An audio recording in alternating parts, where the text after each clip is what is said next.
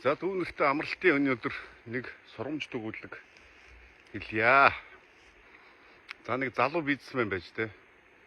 Бизнес нь нэлийн бүтэл муутай болоод банк санхүүгийнх нь байгууллагад бас нөгөө зээлийнхэн хүү зээлээ цаг хугацаанд төлсөнгүүгээд.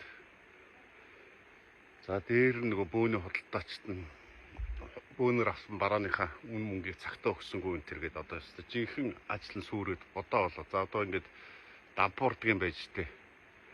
Зэрэг айхтар юм болж ийн гэд ингээд санаа зовоод сэтгэл санаагаар унтсан хүн паркт мото паркт нэг санал болоо сууж иж энэ толгоогоо бариад одоо ямар ч гарцаалга одоо яадаг юм байгаа юм.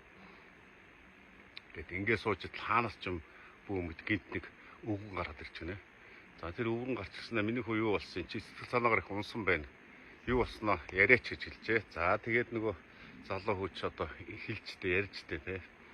Ийм бизнесмен маш хүнд байдалд орсон дампуурлын ирмэг дээр чид одоо би яах учраа болохгүй ингээд сууж байна гэж хэлж байна. За ингэсэн нөгөө өвгөн яриаг нь сонсчоод би чамд тусвал чадах юм шиг байна да гэд. За тэгээд халааснаас нэг чек гаргаад маа миний хөө. За чи бизнесээ босгочоод тэгээд нэг жилийн дараа яг энэ цагт энэ санал дээр энэ цаг хугацаанд натаа уулзаад миний энэ мөнгийг буцааж өгөөрэй гэж хэлээд чек өгчөөд ихсэн шиг гин таал болчих гинэ. За чекийг ингээд харсан чинь 1 сая долларын чек байна гэж шүү. Тэгсэн гарын үсэг нь Rockefeller гэж тэр гомтны гарын үсэг байсан байна. Тэгэхээр нөгөөт чинь бурч очоод эн чинь би одоо Rockefeller-тэй таарлцна гэж ямар азтай юм бэ? Эн чинь одоо яасан хөвшөрсөн юм бэ? Энэ хүн чинь за тэгээд манай тэр өмтнууч ер нь тансаг хэнцэр ховц сунар өмсгөө байцсан юм байна гэсэн шүү юм бодоод өөрийгөө маш их азтай тооцоод бөөн баяр сая долларынхоо чекийг барьж өгчөөд ажил дээр очиж сейфэндээ хийгээд ингээд баахан гэрээ хилцээр контракт хийгээд нөгөө найдвартай баталгаатай сая доллартай болсон хүн чинь яах вэ? Асуудал бол энэ сая доллараар зарцуулна гэд ингээд бизнес нь эргээд босчихгин шүү. За ингээд бүтэн жилийн дараа нөгөө сая доллар дооч хүрсэнгүү бизнес нь хөл дөрөө босоод чихтэр сайхан болчихжээ. За ингээд залуу бөөн баяр. За нөгөө товсон хугацаа нь болоо жилийн дараа нөгөө модон сандал дээр очиж суугаад нөгөө цагтаа яг хүлээж өвгөн гараад ирлээ гинэ. За тэгээд өвгөнд нөгөө чек буцааж өгөө. За би танд маш их баярлсан. Миний бизнесийг та дэмжсэн.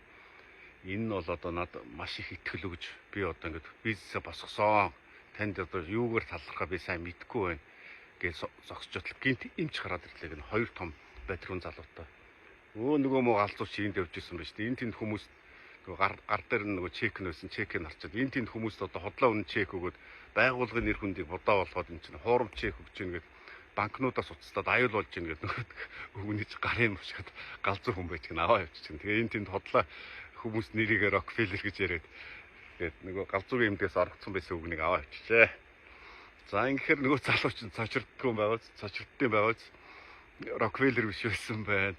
Нөгөө сая доллар нь хуурамч байсан байна. За ингэхээр хэдийгээр галзуу хүнээс авсан ч гэсэн энэ залууд бол маш их том итгэлийг өгсөн. За дампуурхажсэн бизнесээс хэрэгсэн. Тэгэхээр энэ одоо сургамж төгөөлгөөс юу харагдаж байна гэхээр хүн өөртөө итгэх ёстой юм байна. Аливаа асуудал зөвхөн бизнес аливаа амьдрал дээр тохиолдог асуудал дээр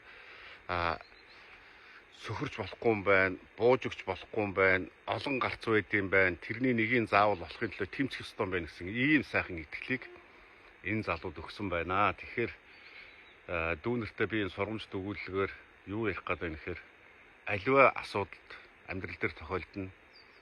Тэр болгонд бити бууж өгөөрөө гарц байдаг юм шүү. Өөртөө итгэхээрээ итгэлтэй байгаараа тэр асуудлаа шийдэхин тулд үргэлж тэмцэж байгаараа гэдэг ийм эрүүлгийг дэвшүүлж байна. За ингээд бяцхан сургамж төгөөллөгийг сонсон дүүнэртээ баярлалаа. Амралтын сайхан өдөр гэр бүлээрээ мод зугаалт цэвэр агаарт сайхан гараараа гэж хэлье. За баярлалаа.